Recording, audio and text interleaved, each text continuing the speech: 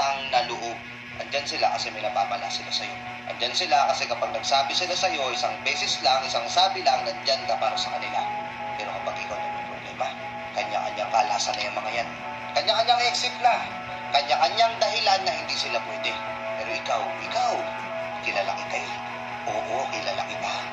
Ikaw yung tipo ng tao na isasantabi mo yung mga importanteng bagay na dapat mong unahin para sa mga taong gusto mong tulungan.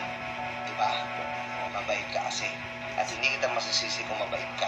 Pero alam nyo kung ano masakit na realidad dito sa mundo to?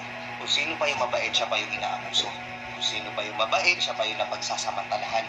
Ngayon, dahil nga nandyan ka sa kanila, present ka palagi, hindi ka nawawala.